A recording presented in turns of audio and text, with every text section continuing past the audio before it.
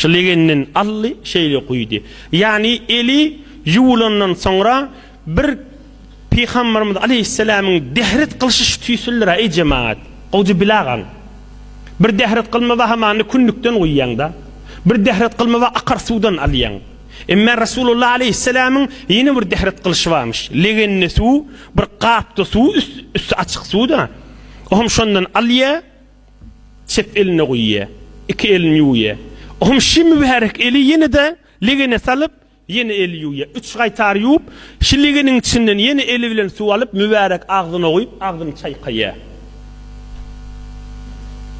فأفاض بها على اليسرى ثلاثا إلى آخر الوضوء. Yine sağ eli bilen alya burnunu, yine sağ eli bilen alya yüzünü, sağ eli bilen alya ine şicirek. Yani şu sağ el dislap yuğulmadı mı? Sonra bundan damcıklap legeni damya da o damanın işgali yok. Aynı kurşkeden daman yağlı, livanın daman yağlı. O suyu zereret yaneldir. Resulullah Aleyhisselam'ın yine ahirki ömürlerini de kılan dehretlerinden şey. Mübarek 62. yaşında. Mübarek 62. yaşında. Deslap sağ el yuya in Hazreti Vail aydiye. Min gördüm Resulullah'ın yanladım. Bir kap bir legin su getirdiler. Sağ elini bir kurşka bir zat bilen yudi. Oham sağ elini mübarek elini legenin içine şeyle al.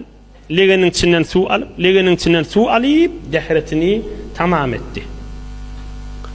Min alan izinna aydeyin gurrun ştayı. Şini Hazreti Vail şu yank şahzade Müslüman olup Resulullah'ın yanına şunu billep, şunu yakşı bilip öyüne varıp aydıp, ey cemaat, öyüde onun yanına aydıp, sonra musned yani yazılıp, beklenip, kafir Müslümanlığın kabul ediyen tarih kitaplarına giriyor.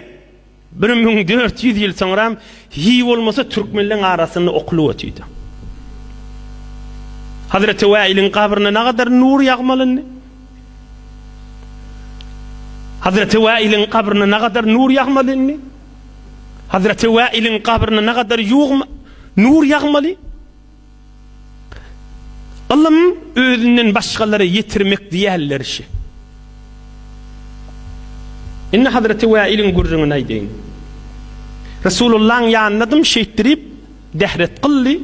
فدخل صلى الله عليه وسلم محرابه فصف الناس خلفه ونظر عن يمينه ويساره ثم رفع يديه بالتكبير إلى أن حاذت شحمتي أذنيه وهم من رسول الله نقول ذا الدنيا بركة الله حضرة وائل إخلاص بركة دنوذة لا برسول الله هذا وقت مدينة داب حضرة وائل رسول الله ذول إيدينا تشر يردم دي bir meseleler bilecek bolup iyidini düşülyen vakt, barılyen vakt, görülyen vakt barardım diye de.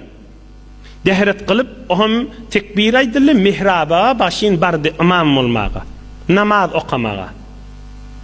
Ohum adamlar set tuttu iyidini. Ohum şeyle imam ol Allahu Ekber diyecek bolonno Hak Resulullah sağ tarafını sefi bir göz dedi. Sol tarafı cemaate bir göz dedi. Sep doğru mu doğru demiş onu görmeden çireyim. Aham Allahu Ekber deyip mübarek kuluğunun dengesine yetirip Allahu Ekber aytti. İla en hadata şahmetey uduney. Şu kuluğunun yumşağına gelyança mübarek iki elini kaldırıp Allahu Ekber dedi. Ey cemaat yine aydeyin Hazreti Vail şunu zinanasını vurdun merttir. Tarih senetli hadis kitaplarda an Ummi Yahya an Vail Hazreti Vail'in zinanası ay diyar Vail'den eşittim deyip.